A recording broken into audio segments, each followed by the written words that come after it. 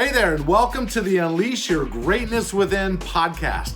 In today's success interview, it was my privilege to interview Hall of Fame keynote speaker, Patricia Fripp. You see, Patricia is not only a Hall of Fame keynote speaker, she was also the first female elected as president of the National Speakers Association. And you know what? She's had a long career with coaching and teaching individuals, executives, salespeople, customer service representatives, organizations, how to present more effectively. And in this interview, wow, we go long and she shares all kinds of tips, nuggets, and speaking skills that you can apply right now, no matter where you start. In fact, at one point, she puts me on the spot and then critiques me. And you know what? It's all good because the biggest room in the world is the room for improvement. So this was really a powerful interview and she leaves so many great nuggets that you can use right away. Now, without any further ado, let's jump right into the interview. Patricia, welcome to the Unleash Your Greatness Within podcast. What a pleasure, and I'm ready to unleash my brilliance for you. Oh, I love it. All right, so listen, you've been a mover and a shaker, and we're excited to have you on the show. You've been in the speaker industry, helping clients and organizations succeed through your presentation skills and teachings and so forth. And I just thought having you on the Unleash Your Greatness Within podcast would be a useful tool and resource for people that are interested in getting into speaking and so forth, because the world is changing around us and maybe this is a good time to pivot. So without going too deep into that, why don't we start off with you sharing your story? The snapshot of my life. Yes. Born in England, became a hairstylist at 15, came to America at 20 with no job, nowhere to live, $500, and I knew everyone in America was rich and the streets were paved with movie stars. My first job was at the Mark Hopkins Hotel in the beauty salon. I met people from all over the country and all over the world. The hotel was owned by Gene Autry, the singing cowboy, and my dad had taken my brother and me to see his movie. So I knew America was full of movie stars and I was meeting them. When I was 23, I became one of the first women in men's hairstyling when it was a new industry. I was one of the last two students of the great Jay Sebring, who built a name for himself as the Hollywood hairstylist. I'd pick up the phone, it would be Steve McQueen saying, "Hey, can Jay go racing with us tomorrow?" At our opening party, Paul Newman, Joanne Woodward, Warren Beatty, and Julie Christie came to our opening party.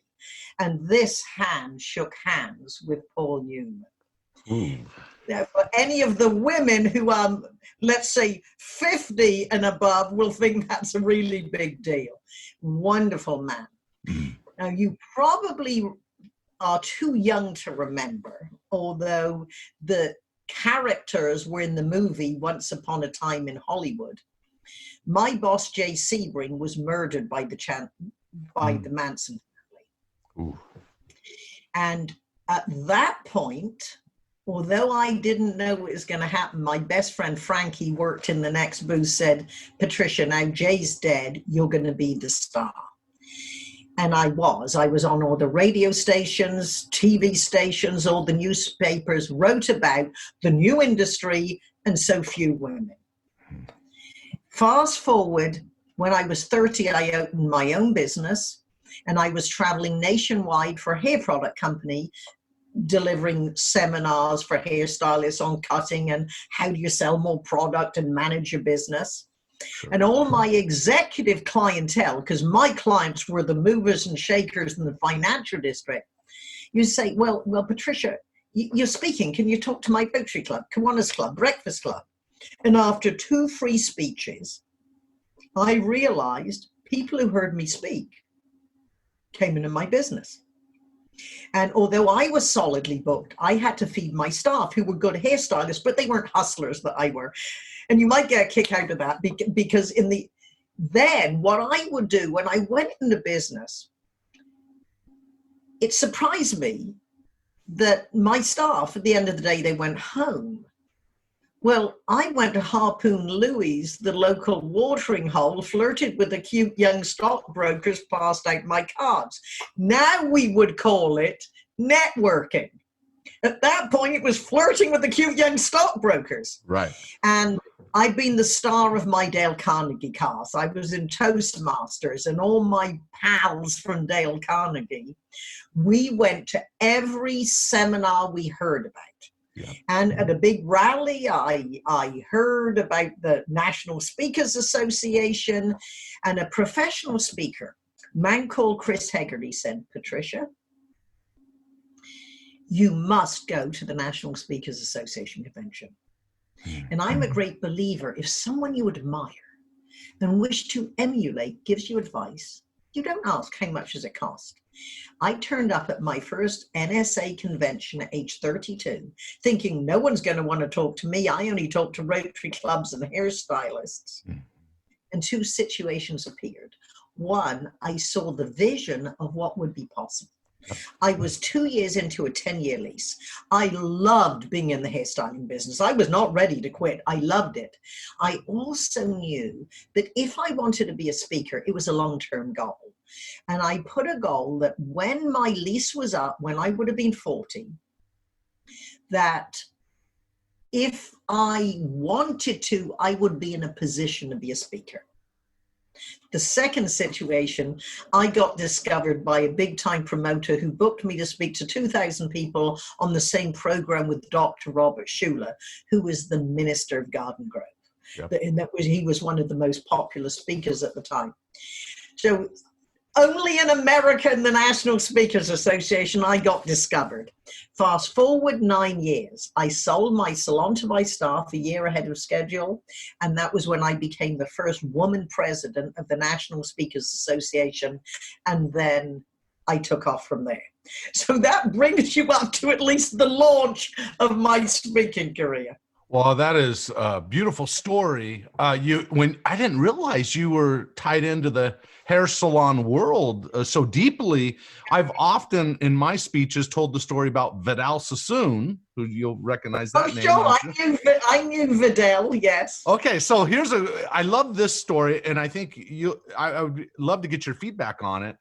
Is he knew as he was trying to grow his empire, he knew because I believe he grew up in the east side of London, which had a Cockney accent.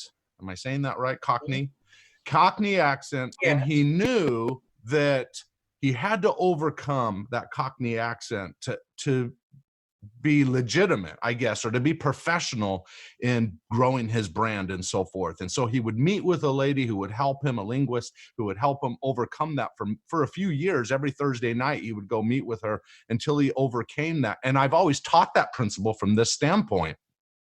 Whatever your craft is, whatever you're working on, whatever your goals are, you have to work on yourself. That you don't get in life what you simply want. We all want a lot of things, but you get in life who you are, and that requires you to dig deep and begin working on yourself and developing yourself. So any thoughts about that? That's absolutely true. I went to attend a training course at Vidal Sassoon's when I was, I can't remember, but certainly very, very young. Sure. And yeah, the last time I saw Vidal, he was sitting behind me at a theatrical performance. One of my speech coaching clients was a producer, and my friend and I got invited to this very special opening night for all the principals of the theater. I walked in and there was Carl Malden. Well, Carl Malden had come into the Sebring Salon with Michael Douglas when they were filming Streets of San Francisco. And I was looking around with my friends. We were probably the few non-Hollywood types. Very exciting, but Vidal was sitting behind me. He looked beautiful, probably 3 facelifts in, but he was gorgeous. He was a wonderful man, though, really wonderful man. Oh, that's great. That's great. So what kind of tools? Okay, so even before the show started, we were chatting a little bit and you started to drink something out of your cup and you said, I always teach people to have a straw. And I showed you, hey, well, if I take a drink, I usually go like this. And what's your advice on that? I thought it was good. You told me. The secret in being successful is look at what other people do. There might not be anything wrong with it, but it's how can you do it better? For sure. And in a medium like this, we want to make eye contact with our audience, who is out there, not in the bottom of the cup. Right. It's just the reason that we both have comfortable looking nice backdrops to what we're saying. Why distract by letting them look up your nose? Good point. I think that's a valuable little insight. So thank you, because a lot of people are doing Zoom type calls right now. That's a little tidbit that they can use. Thoughts? Everything we do adds to or distracts from our message. If we were performing in a live stage, and I know you're a very energetic speaker, too much movement can distract, especially if you're on iMac. Because I spend a good portion of my life now coaching engineers, executives, and sales teams. So lucky for me, for 4 to 6 years, I've made a lot of my living sitting at home in Zoom and platforms like this. Got it.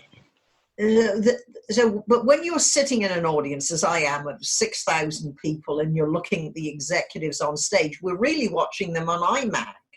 Well, if you keep moving too much, I've heard people say, "Oh, he's making me dizzy." Yep. It's if you're speaking and you're being projected on iMac, you have to understand the difference between acting in the stage and acting in the movies. Mm. And I can go beyond that if you wish. Yes. But the principle is the same when you're in an environment, because I coach people and we're going to be filmed because a lot of my clients, they're now going virtual. And I'm saying, look, there's something pinned on your notice board and it's sticking out. Go put it on straight or take it down. You've got a laptop behind you that's open. The light is drawing my attention away from you. It's being aware of your environment. If you're going to, and how often have we looked at recordings of our speeches and we are wonderful, but there's an ugly exit sign that's drawing the eye. Mm-hmm. All right. So here's a question. How many years have you been a professional speaker? How many years have you been in the industry, let's say? Well, my first National Speakers Association convention that I attended, and I was a member then, was 1977. I would say I was beginning to make some nice fees. I wasn't full-time, certainly in 1980. I would speak for IBM one day and the next day I'd be at my salon at 7 in the morning. Wow. When I've been full-time with no other source of income, speaking, coaching, consulting, and related industry since 1984. Wow, that's a long time. That's beautiful. And that's why we have you on the show, right? Because you have some secrets to share. But I guess with the younger generation coming up, I'm sort of the middle ground, but a younger generation coming up, what have you seen that has changed? What have you noticed about the marketplace for a speaker today versus maybe what it was when you started, or maybe what it was when I started, and so forth? What have you seen as changes? Well, when I talk to some of the younger stars, I say, well, love your presentation. Of course, when I built my, they usually, I've met people at NSA and they say, one woman, for example, she was one of the young stars, has a big following on YouTube, and how they make their money being almost internet celebrities. Right. And I said, I was in the UPS shop there sending back my hats from the convention. I'm known for my hats. And I said, oh, how do you do? I really enjoyed your presentation, of course. You know, we're really amazed how you, amazing young people, can have this following. And I said, I'm Patricia Fripp. And she said, oh, nice to meet you. I kept hearing people talk about you.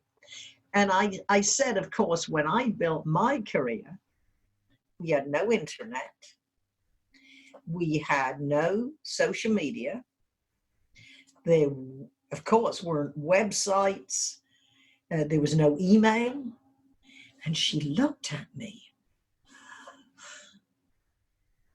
How could you do it? Well, you join the Convention of Visitors Bureau, you write letters. I was one of the first people ever, because I kept my hairstyling salon while I was building my speaking career.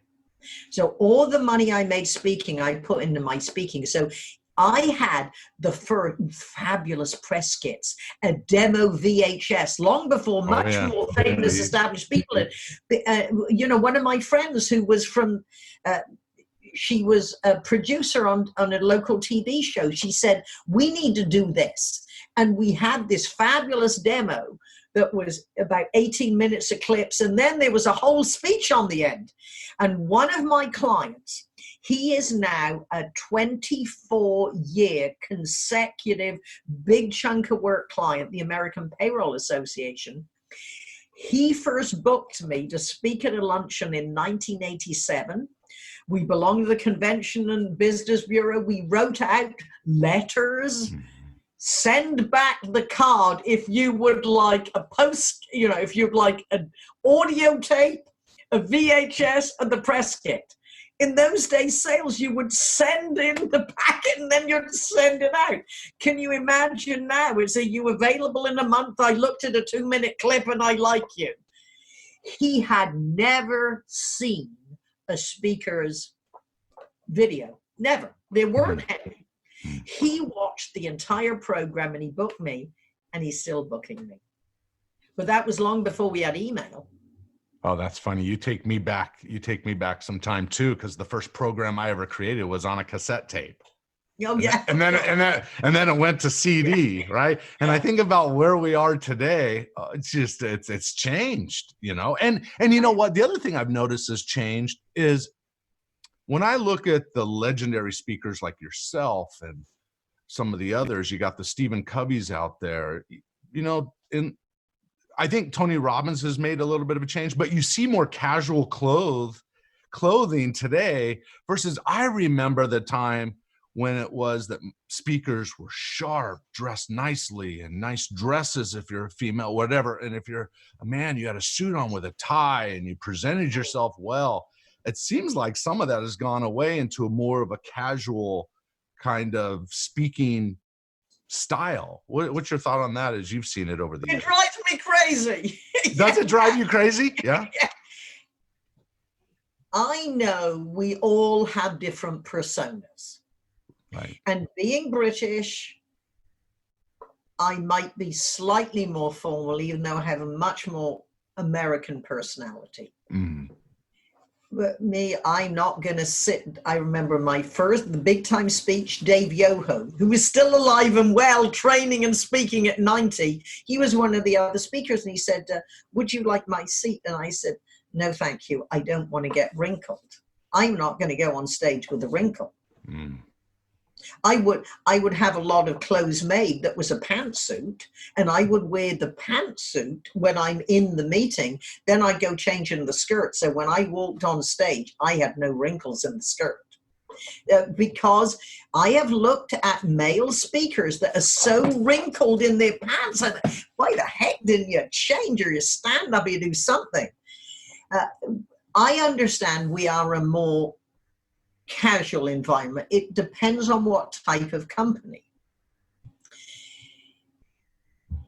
If you wear jeans on stage, and I know it is a popular look to have a nice shirt, no tie, a jacket, and jeans, but there's a difference between jeans that you have pressed that have that have a crisp look, they go to the cleaners. You don't put them in the washing machine and sit at your desk all day in there. So there's jeans and there's business jeans, and there's good shoes, not running shoes. Yeah. Now I have friends that their whole persona is a tacky t-shirt. I don't get it. Okay, so I'm not alone in thinking, not that maybe there's a time and a place for that. It's changed. That's all. It's just changed over the years. And so I remember a time I was invited to speak with Brian Tracy. Oh, Brian, wonderful man. Yes. Oh, yeah. He's been so good to me over the years with endorsing my books and so forth. But I walked on, it was my turn to speak. And I went on stage. My suit jacket was open. Mm-hmm. And I did my presentation, and then we went to lunch afterwards. Mm. And sitting there at lunch, he told me, TJ, never, ever go on stage and have your suit jacket unbuttoned. When you're on stage, you close that suit jacket and you present with class. And I thought, wow. And ever since then, I've always done it. There's been times when I've been in small groups where I haven't done it, like a corporate client or something where I haven't done it. But if I'm in a keynote address of 1,000 people or something, and I'm wearing a suit, it's going to be buttoned. Any thoughts on that? I mean, it's just a matter of being appropriate. Now, what you could do is walk on stage with it buttoned, and then deliver your opening and your into your premise, and then you say, let's roll up our sleeves and see how these 3 principles are going to increase sales. Then what you could do is open your jacket, because now it's almost metaphorically you're rolling up your sleeves and getting to work. That's good. So it would be, but once in a while you hear people say, he breaks all the rules. You might talk about Tom Peter. You might say, oh, she breaks all the rules. And what I would say, if it's a seasoned speaker, unlike a new speaker who's doing it their way, I would say, no, that isn't true. Because principles are universal. Yes. Universal principles on what makes a presentation great have been around many since Aristotle. And what I say is, no, he or she understands the principles and makes a different theatrical choice than you think is proper. Okay, I got it. So let's do this. Let's shift. And let me ask you, hey, what are, for the audience sake that are sitting here wondering, hey, okay, Patricia, give me some tidbits. So can you give us a few of your strategies or speaking tips that can help someone that is getting ready to go on stage or has a presentation 2 weeks from now, or maybe a year from now, it doesn't matter, right, their next presentation? What's some insights that you would share with them? If you are in sales, if you're a leader, if you are a seasoned speaker, a novice speaker, an executive, or a professional speaker, this would be a handful of Fripp techniques. 1, open your presentation with impact. Now, there are many ways you can open your presentation. I heard a CPAE Hall of Fame keynote speaker, will not mention his name, were introduced. Our name is probably on our slide. You walk out and you say, hi, I am, as if they didn't know you're in the program you just introduced. And I'm going to give you 10 things. 1, open your presentation with impact. Whether it is a question, a quote, a story, a statement, whatever, but come out. The purpose of the opening of your presentation is to arouse interest in your subject. As a professional speaker, we might have multiple ways that we like to open our presentations we know are always going to work. For executives, I usually say, don't worry about your opening. Let's look at your premise and structure your presentation, and then we'll know a great way. We can look at options to open. But you're going to open your presentation with impact, to arouse interest in the subject. That is the purpose. Arouse interest in your subject. So people sit down and think, this is going to be good. And it's just like part of my personal discipline in how do I understand how to be a better coach and speaker, I've attended at least 10 different screenwriting classes.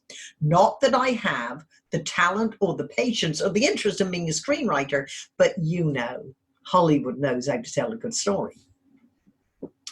And what they teach you in screenwriting is the first 3 pages of script, the first 3 minutes of a movie, that is the flavor scene.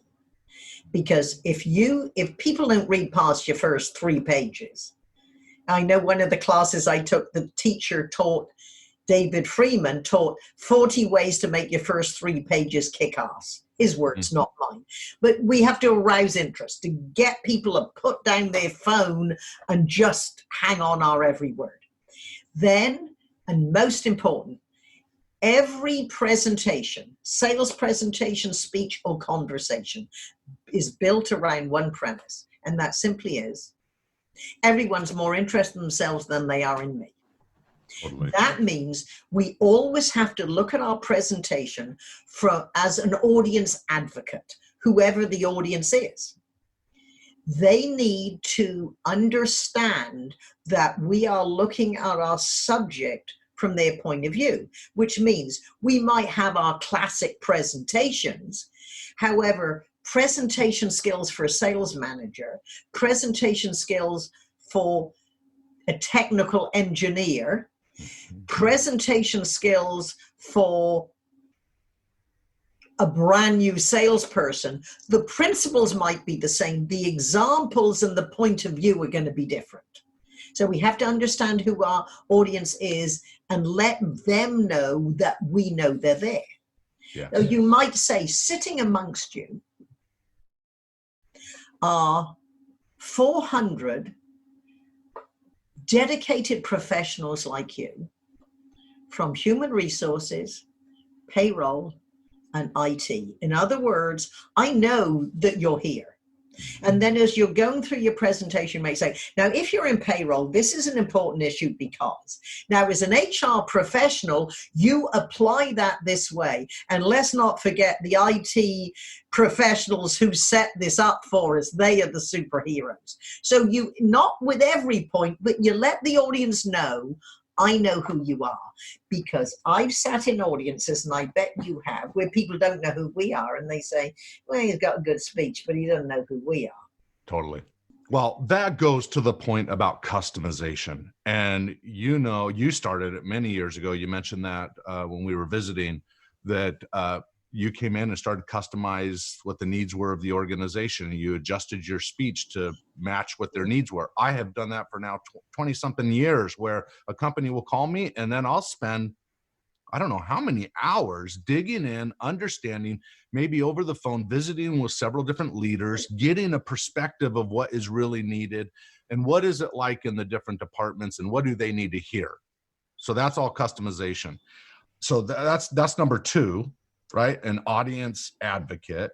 And then number 1, I remember George Lucas, the creator of Star Wars, said I read his biography, or one of the biographies out there, and he said, of every film, the most important part is the first 5 minutes and the last 5 minutes.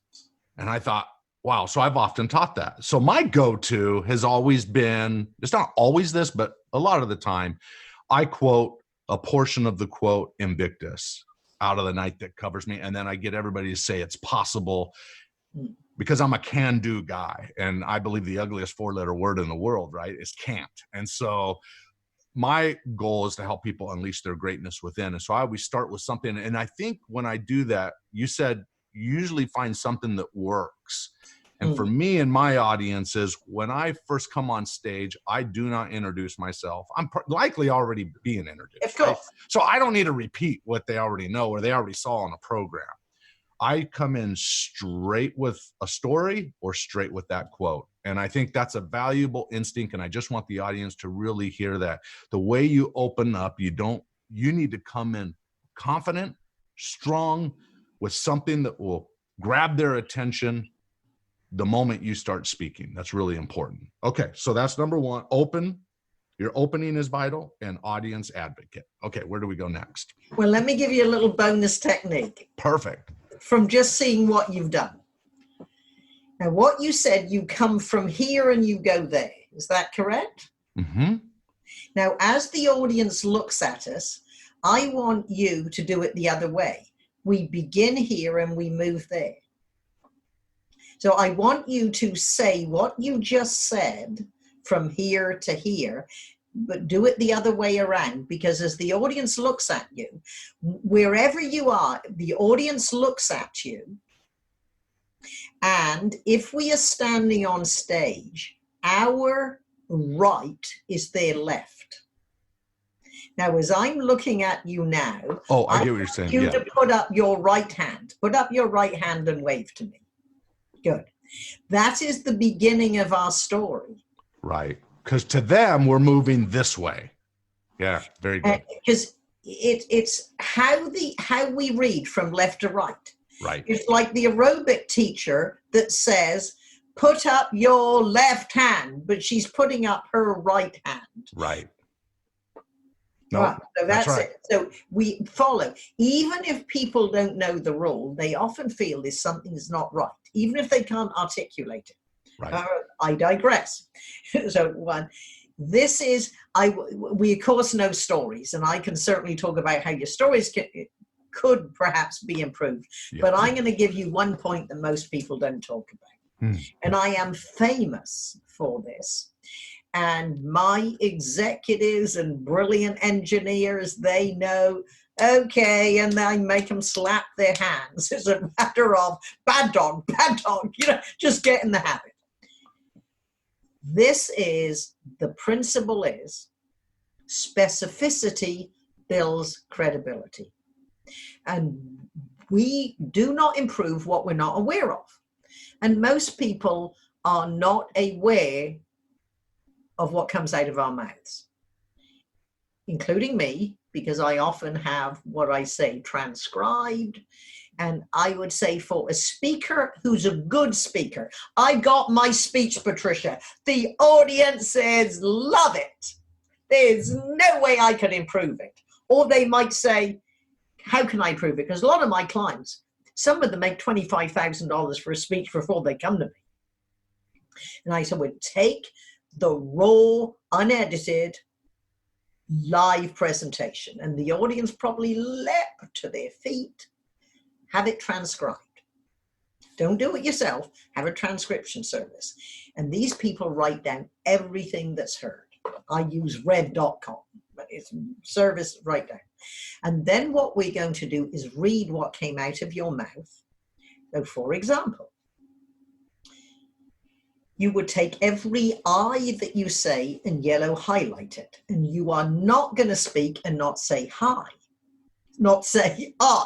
Right. Not say I. Right. But what you can then do is rewrite it from the audience point of view.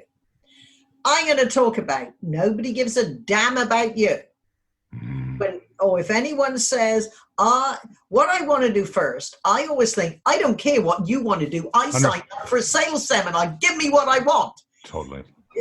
So it's a matter of how can you make the I's, maybe the I's in there. It isn't the first word in the sentence. Then you are going to look at every non-specific word. The question I ask my clients more than any other is, if it weren't a thing, what would it be? I was in a coaching camp with my friend Darren LaCroix, and everyone kept getting up. Well, there are 3 things that will make you successful. The one thing. And at the back of the room, in a few minutes, I came up with 38 choices of words they might have meant that would be more powerful. Listen to this. Would you rather go to a session, the 5 things that will make you successful, or the 5 action steps that will make you successful? It's never a thing. Perfect example. My life is engineers. These people, TJ, they have more brains in their little finger than I have in my entire body. Yeah, me too. I do not understand everything they're talking about, and it's amazing how much I can improve the presentations. And this one brilliant engineer said, there are 2 things people love about. I said, if they weren't things, what would they be? Innovative upgrades. He said, there are billions of people in the world. What people love your innovative upgrades? He said, systems administrators. Can you see the difference in the quality of the communication between their 2 things people love about? There are 2 innovative upgrades that systems administrators love. And for this company, at that conference, they had customers from 71 different countries. It's important to be specific with people who speak English. When English is your 2nd or 3rd language, which is true even working in Silicon Valley, you have to be specific. So my rules are, well, 1, it's never stuff unless it's Thanksgiving. Stuff is rubbish and debris. If it weren't a thing, what would it be? If it's not fruit, it's not bunches. You don't get a bunch of ideas. And if it's not, if you can't weigh it, it's not tons. Oh, I went to the seminar, I got tons of ideas. No, you didn't, you can't weigh them. I went to a trade show, got bunches of cards. How can a sales manager watch the investment of paying $5,000 for a trade show booth unless you come back and said, we had 1,000 visitors to our booth. We identified that we had 300 of our customers and 25 have already signed up for a demo of our new upgrade. We had 150 genuine new prospects, of which the internal sales team have already followed up with 75, and we've got 52 demos scheduled. That's specific. Very specific. That you can manage. Okay, love that. Let me go back to I. Are you saying, clarify that? Are you saying change it for we, or are you? Not necessarily. But what you can say, well, could you, and I'm putting you on the spot, okay, pick up any segment of your presentation, or it could be a story, just in the moment, any segment, and I'm going to suggest, TJ, you think I'm going to give her my best content, but she would give me no suggestions whatsoever, except saying, oh, you're the best speaker I ever heard. Okay, so give you something that I would share. Yeah, a real life, as if I was an audience. All I would ask is perhaps deliver it a little slower than you might in real life. Okay. So that I can digest it. And when I put my hand up, I want you to stop. Okay. It might only be 1 line because I can't look at 45 minutes, you know. No, I'll be quick. I'll keep it simple. I'll keep it simple. Good. Okay. So one of the principles of achieving success or greater results in your life is that you must. Okay. As you reflect on your life, one of the principles that has probably led to greatness, perhaps in your past, certainly in your future. Now, what I would say with what you do is slow down and cut your sentences into shorter phrases. I encourage my clients and my sales team have a list of you-focused language, such as, in your experience, perhaps you agree, how often have you felt, how often have you done, how often have you seen? If I were to ask you, now have phrases, and then as you look at your content, you might think, could any of these phrases fit in? So what I want you to do is just do that again and think I tell all my clients, I'm not saying you're not going to read a script. However, when you're developing what you're going to say, write it down the page in phrases. For example, one of my classic stories.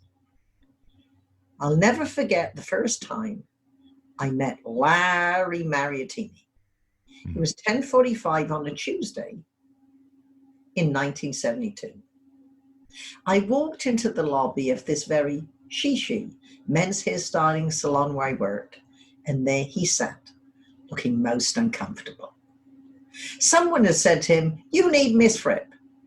He didn't know he needed Miss Fripp, but he was there. Okay. I get it. So, see? All right. Phrases. Because what we are doing, the written word is for the eye. If you were going to read your book, the sentences would be longer than if you were going to tell the stories that are in the book. Totally. I agree with you. And so when so if I were to share the principle of demanding the best from yourself, this is where I was going to go with it. Okay. One of the habits of high achievers, as we've done research, is that Stop there. Present information in the way it would have happened. So I would say, over the last 15 years, we have researched. So the research comes before the observation. True. Agreed. Because then I would go into, did you know? Okay. Now, what I would want to say is, take that one sentence you gave me and swivel the two parts of it around. So something about, I believe what you said was about the seeds of greatness based on research. Now, I'm saying research comes before your realization. Okay, so over the past 15 years, research has suggested that high achievers demand more from themselves. And let me give you an example. Okay, stop there. Now, if I were your speech coach, I would say what makes a story come alive is dialogue. So over the past 15 years, research has proved, or what you say is research tells us. Right. Quotation mark. You want to be successful, you need to. So even the research can become a character, and characters speak. I agree. So I would have to retool that. Where I was going with it was using an example of Michael Jordan. He lived by 3 rules. Rule number 1. Okay. Right? Know the fundamentals. All right. Number 2, never take shortcuts. By the way, did you know that Wendy's restaurant has square hamburgers? Do you know why? Okay, I'm going to suggest, now this is, again, it's a theatrical choice. I get it, I would say, if you introduce, he's going to say 3 pieces of advice, and you deliver it as if he was saying it, so that is good. That's good. Okay. You said there are 3, you gave me 1, you gave me second, now you gave me an example, and then you're going to give me 3. Yes. If you do not give me an example for 1, don't give it for 2? No, you say, this is what he was told you. 1, 2, 3. And stay with just those. Stay with those, and then said, now let's add more. Let's give an example. Let's go back. This is what he meant. The second. Love it. You have to keep a parallel structure. Good. Whatever you do for the first, do for the second, the third. It's a theatrical choice. You can say, gave you 3 pieces of advice. Okay, so let me throw out one other idea. Okay, good. Okay. And this is how you bring the audience into your story. Got it. It's your story. But what you could say, if you were lucky enough to sit down, have a cup of coffee with Michael Jordan, say, hey, can you give me the secrets of your success? Yeah. He would tell you, sure, Patricia, 1, 2, 3. And if you were to say, Michael, that sounds good, but could you give me an example so I can really see it? He would tell you. Good. How good speakers like you, who have been successful, what happens when you work with a speech coach, and I'm not suggesting you have to, is very often my executives, other speakers, what they do works. However, they don't always know why. And I believe that. That's a true principle. Yep. Because a lot of people are self-taught, as I was. It was then, once I was a Hall of Fame speaker, I started working with speech coaches and analyzing. For example, once I met a choreographer. I said, "Do you know anything about speaking?" He said, "No." I said, "Good. I want to pay you to watch me deliver a 3-hour presentation. And then you just look at it from your point of view. Tell me what you think." He gave me one piece of advice. He said, "Patricia, you do a marvelous job using the width of the stage. You don't use enough with the depth of the stage." So you take that one piece of advice and you might say, for example, so you open your presentation, then you can step in to your premise and your presentation, or you introduce the story and the premise and then you step into, let's roll up our sleeves. And then perhaps at the end of the presentation, you're going to do your review and then you say, last story, and you step forward.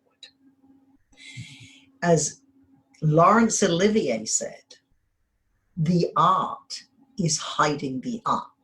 The technique about stepping into the presentation, stepping into the last story, you can't do it too often or it looks like a technique. That's where the art of hiding the art. So what you do is, sometimes people look at, and I'll tell my clients, say, this is what works superbly well. And this is the principle, because if you understand the principle, then you can teach it to others, and you magnify the fact that you're always going to do it because now you know why it works. Then you might say, this doesn't work as well because try it this way. There's also another principle. When we get our speeches down, we know it so well we could almost go on automatic. You need to fall in love with your own message again. And when you have new ways to look at your story or to look at your premise, so you swivel it around in a different order, it keeps it fresh for you. It's true.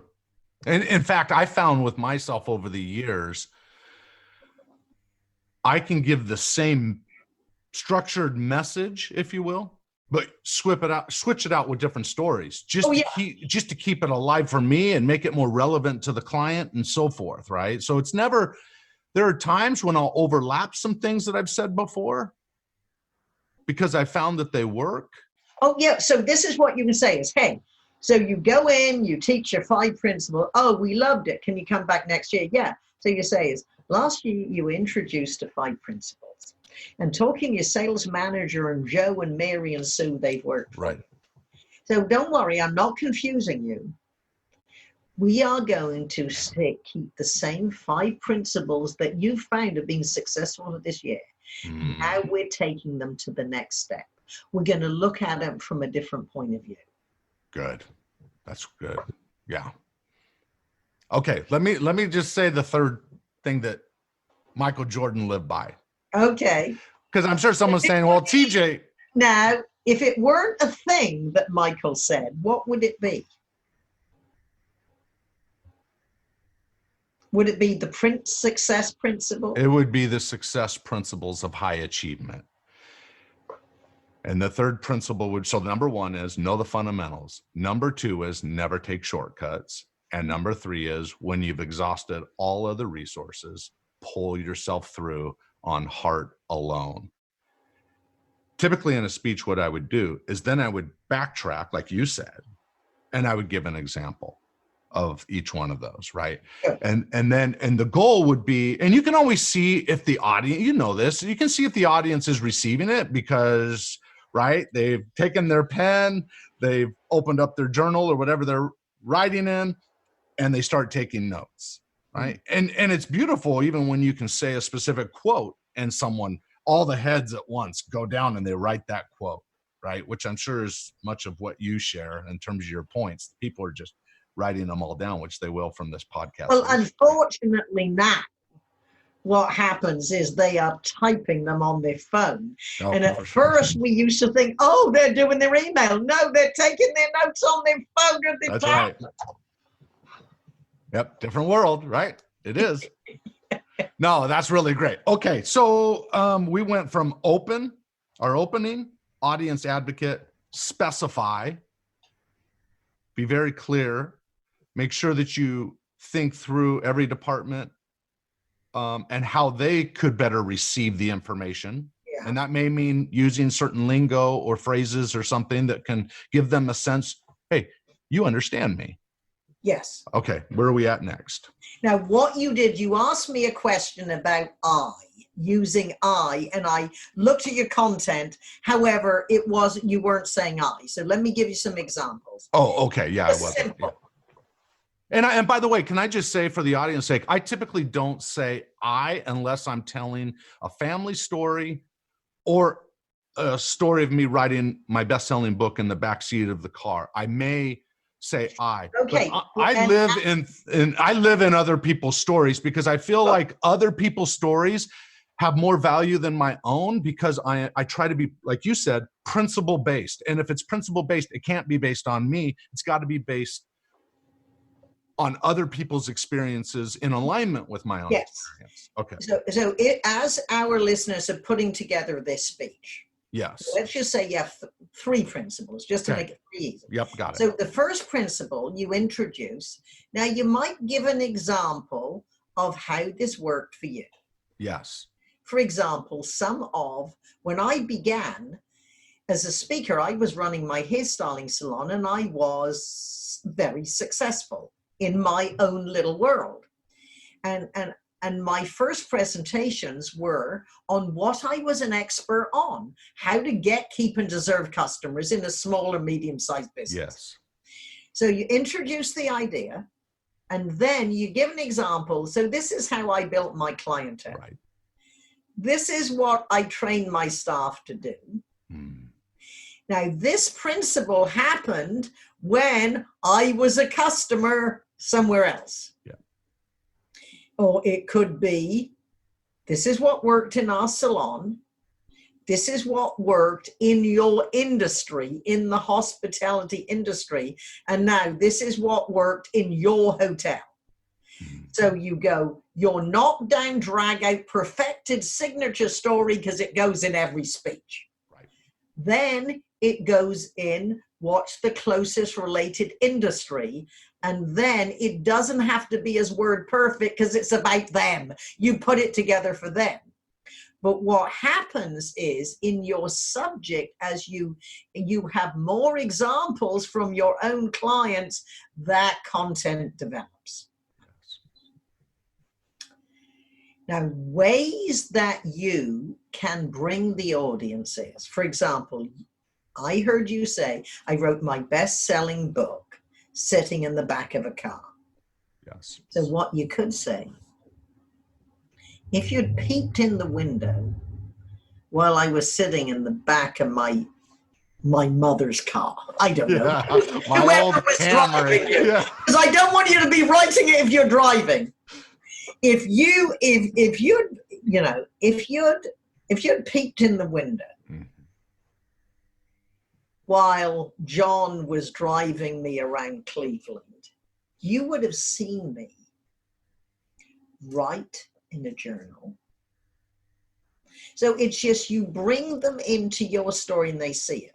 So for example, you're telling your own stories, but you might say, I wish you could have met my mother.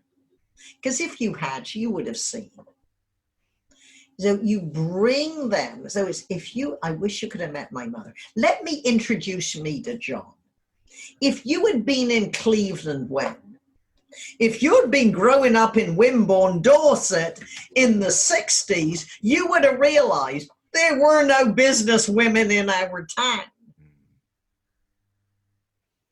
So how do you get to be a successful entrepreneur when there aren't any role models where you live? Simply, you move. Oh no, you're not. You see, No, I get it. I get it. You're bringing them in. They feel as if they were with you.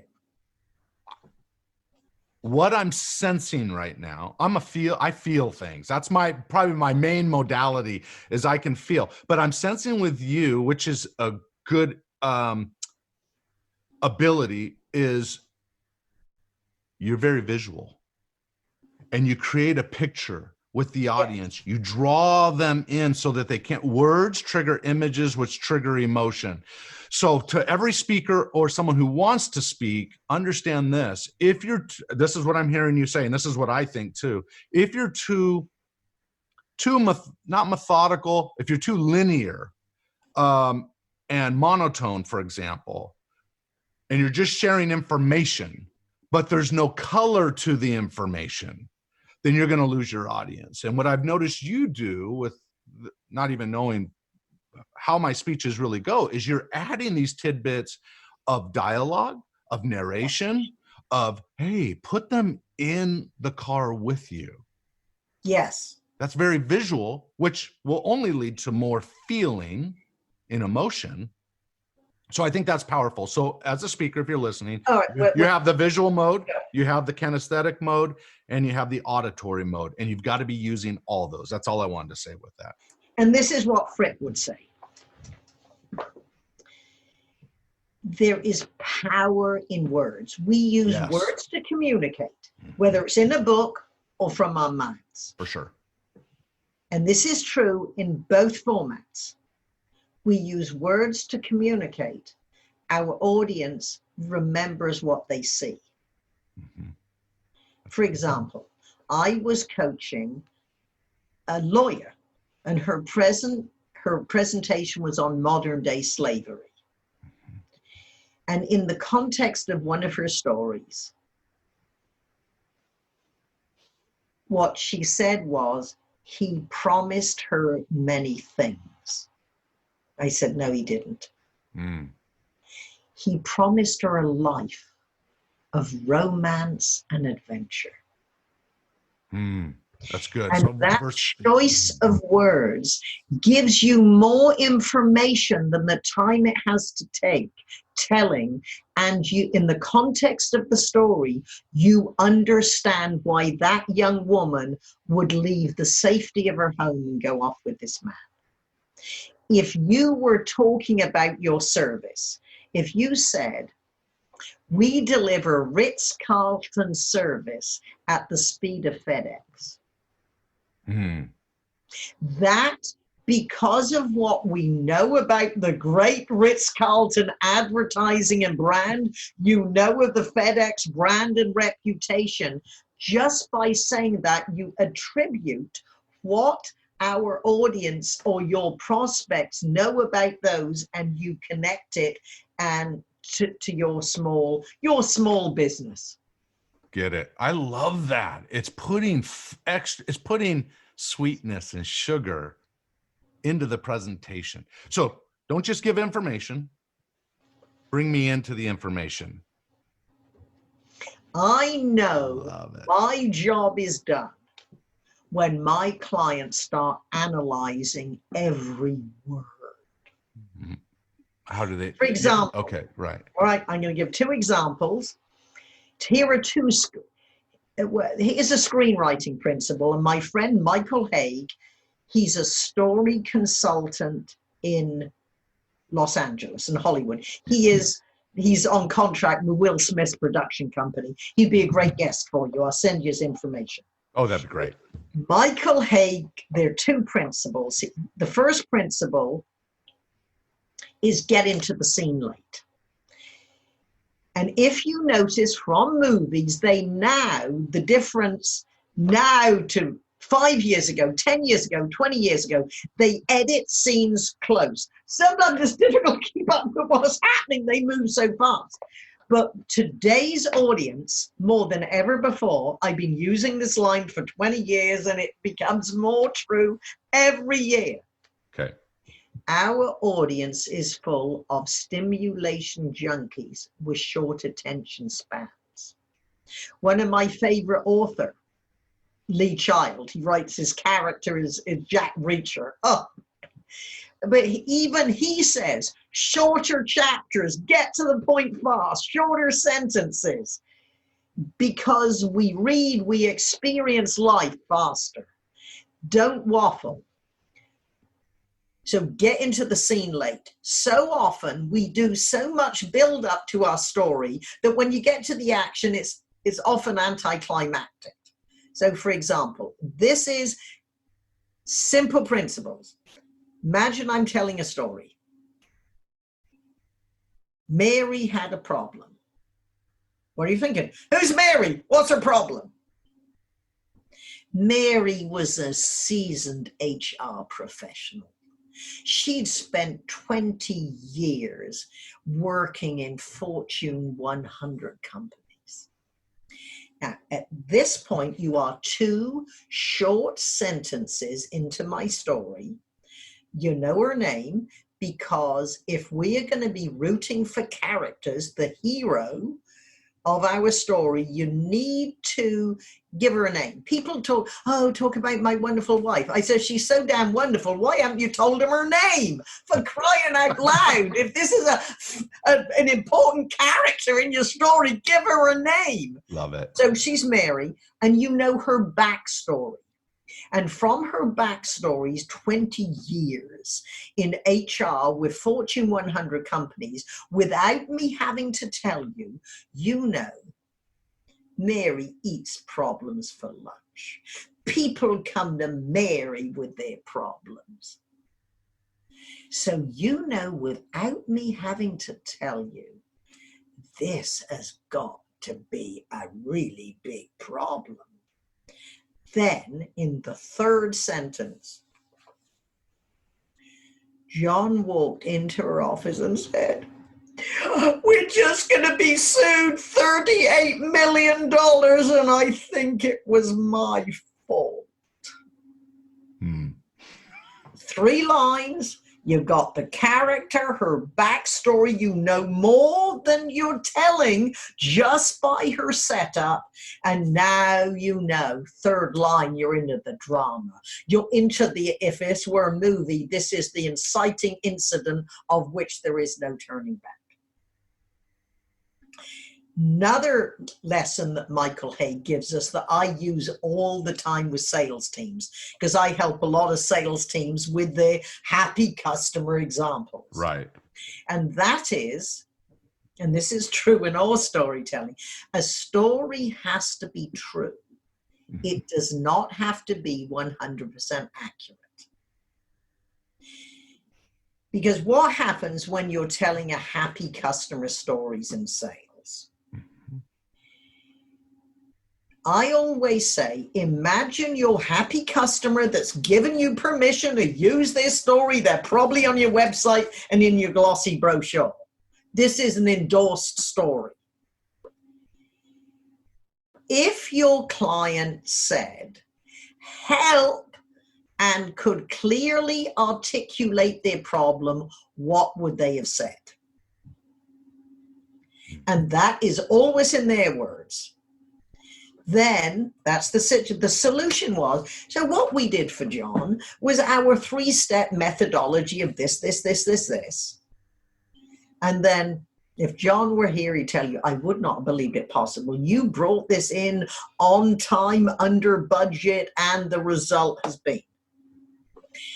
In reality, probably it was an internal salesperson followed up on a lead, and it was 3 months before the person telling the story came into the picture. But stories shrink time. It's 100% true. It's just not 100% accurate, because you don't have a week to tell your story. You got 2 or 3 minutes. Right. It's almost like ADD, right? I mean, you got to present in a way that's ADD. Yes.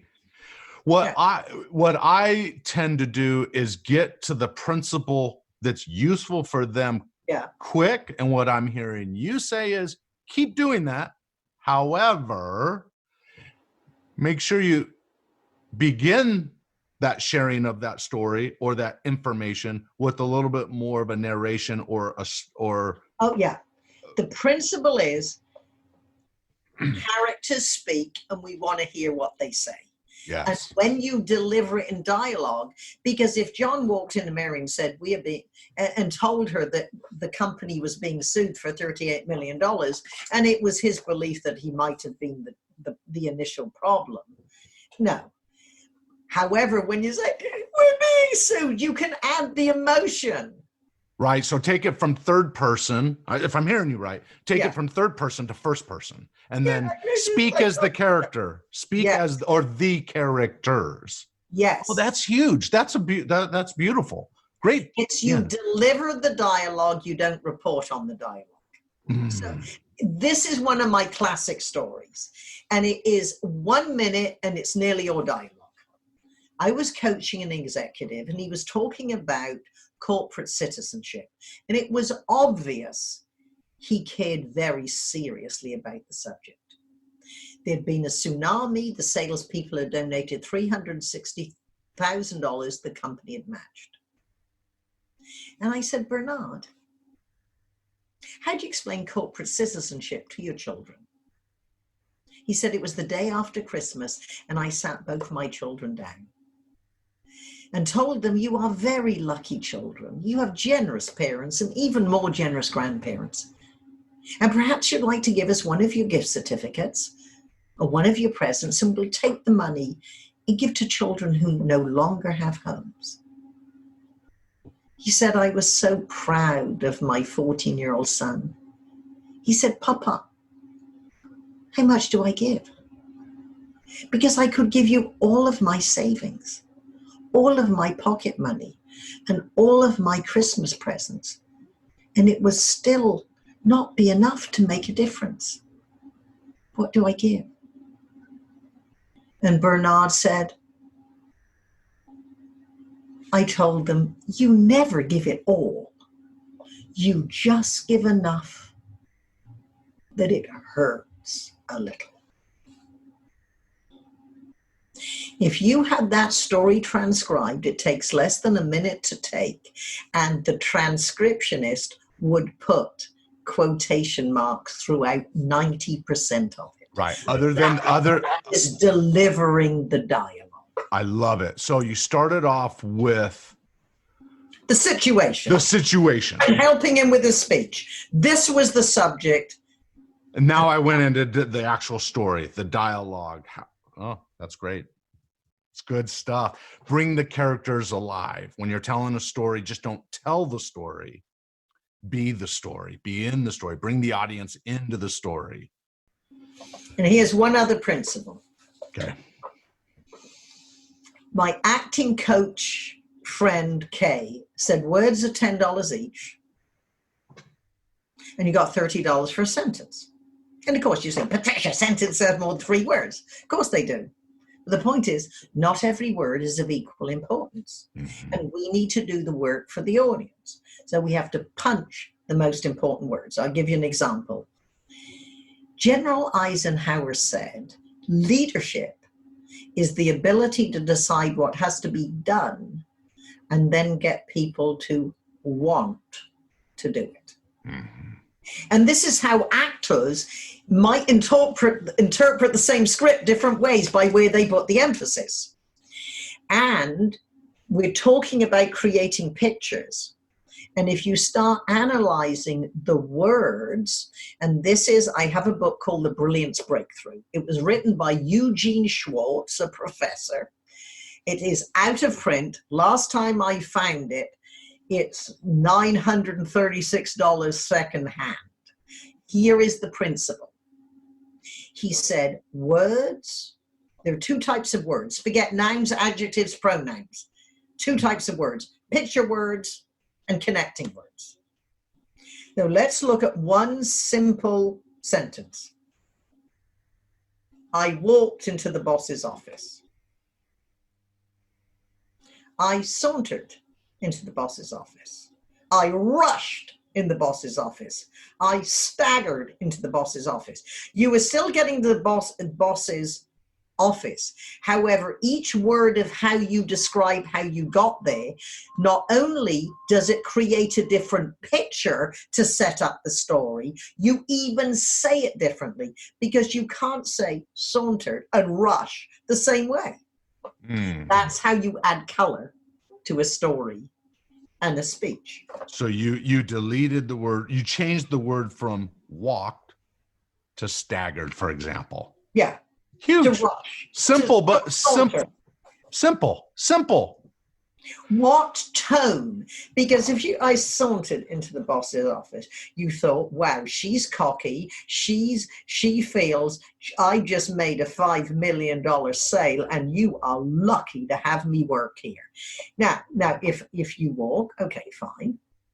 But if you rush, oh my gosh, you got to tell him either exciting news or bad news or a disaster happened. What is it now? So you see, it's what mood do you want to set and what's going to follow. Patricia, you've given us a lot of tools and applicable, right? You're using me as the guinea pig. So so it's all good. I think we should probably bring it to somewhat of a close. We probably should. But I think this conversation could go on a lot longer naturally, because I just know you have the nuggets and the tools. And so let me ask you, where can people go to find more about you or what you're offering and how you can be their coach or whatever? Give us a little bit of insight. We'll put a web link up and so forth. Let us know. Yeah. My website is Fripp, Fripp.com, my name, Fripp.com. And from there, you can see all my services. There are free resources that you can download. And if you wanted to know an easy, convenient, quick, and cost-effective way to learn in 10, 12 hours what it's taken me 40 years to learn, Fripp, VT, as in virtualtraining.com.